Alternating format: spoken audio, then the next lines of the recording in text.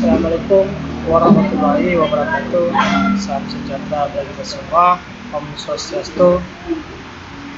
Perkenalkan, nama saya Muhammad Alfindi, stambuk A42181148, Fakultas Keguruan dan Ilmu Pendidikan, Prodi Pendidikan Jasmani, Kesehatan dan Rekreasi. Baiklah, dalam kesempatan kali ini saya akan sedikit memaparkan materi saya, mata kuliah Ilmu Sosial Budaya Dasar dengan judul kemajemukan dalam sosial budaya dasar. Jadi seperti apa itu kemajemukan dalam sosial budaya dasar? Ya, yang pertama, keragaman yang terdapat dalam kehidupan sosial manusia melahirkan masyarakat majemuk. Majemuk dalam arti banyak ragam, beraneka, berjenis-jenis. Konsep masyarakat majemuk dalam plural atau sosial pertama kali diperkenalkan oleh Funival tahun 1948 yang mengatakan bahwa ciri utama masyarakat adalah berkehidupan secara berkelompok yang berdampingan secara fisik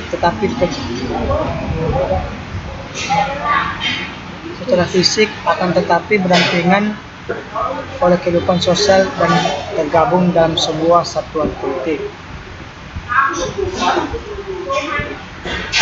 Konsep masyarakat majemuk Funival di atas dipertanyakan kualitasnya sekarang ini sebab telah menjadi perubahan yang total akibat pembangunan serta kemajuan ilmu pengetahuan dan teknologi.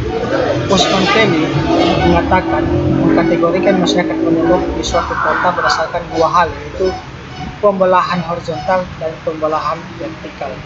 Seperti apa pendapat dari Feli ini, bahwasannya kemajemukan dalam bermasyarakat itu terbagi menjadi dua. Yang pertama itu ada pembelahan secara horizontal dan pembelahan secara vertikal.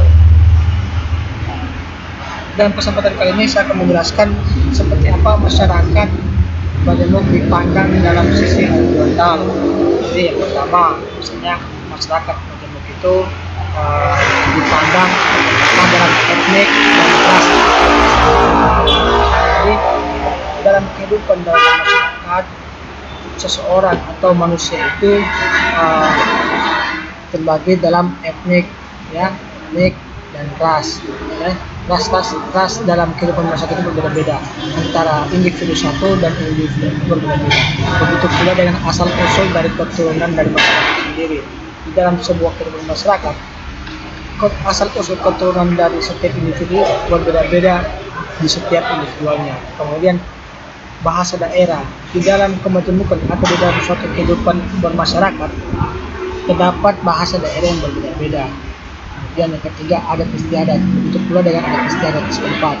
Di dalam sebuah kehidupan bermasyarakat, adat istiadat tersebut itu berbeda-beda dalam suatu kehidupan bermasyarakat setempat. Kemudian agama, begitu pun dengan agama.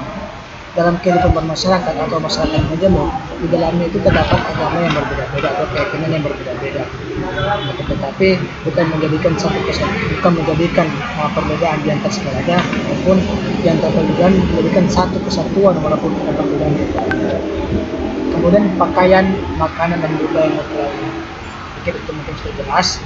Lanjut. Keragaman atau kemajemukan masyarakat terjadi karena unsur-unsur seperti ras, etnik, agama, pekerjaan, profesi, penghasilan, pendidikan, dan sebagainya. Pada bagiannya dia akan diulas tentang kemajemukan masyarakat bisa karena unsur-unsur tersebut.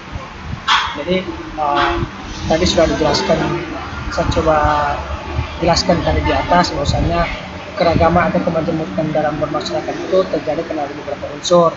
Di atas tadi sudah saya jelaskan bahwasanya ada unsur-unsur apa saja yang terjadi dalam sebuah masyarakat. Di antaranya adalah unsur ras, etnik, agama, pekerjaan, penghasilan, pendidikan, dan sebagainya. Saya pikir ini mungkin teman-teman sudah jelas ya. Kita lanjut di materi selanjutnya.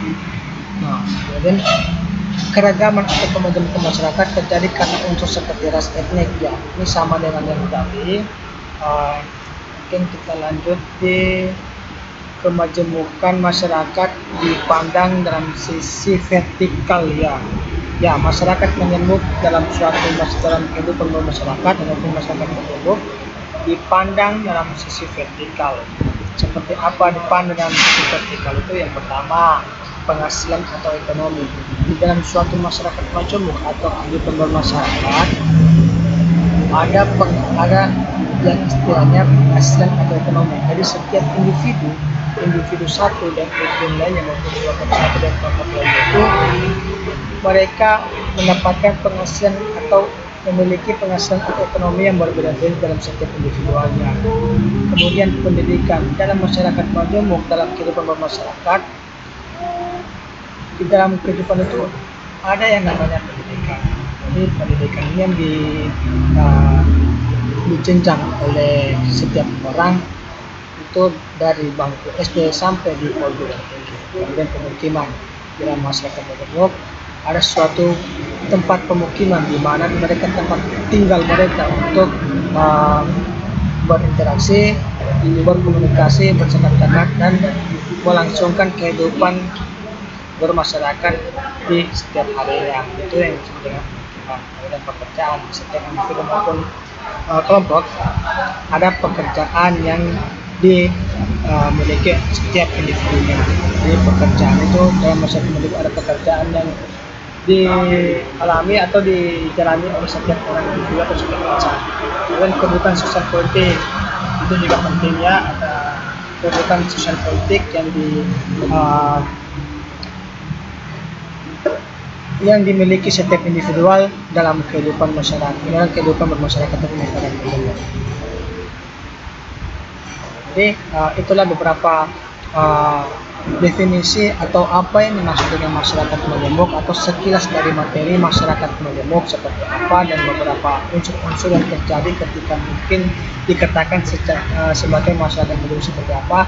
Dan masyarakat majemuk itu dikatakan ada beberapa unsur yang terlibat di dalamnya yang tadi sudah saya jelaskan satu persatu ya. Mungkin hanya itu yang dapat saya sampaikan. Semoga materi bermanfaat bagi kita semua. Saya Muhammad Al-Kimista, Muhammad Al-Kimista 18148, mahasiswa dari Perguruan Tinggi Universitas Tembako, Fakultas Kedokteran dan Pendidikan, Program Studi Pendidikan Jasmani Kesehatan dan Nutrisi, mengucapkan banyak terima kasih. Semoga tugas pemenuhan video pembelajaran ini dapat bermanfaat bagi kita semua dan untuk ini sekian dari saya. Wabillahi taufiq wal hidayah. Wassalamualaikum warahmatullahi wabarakatuh.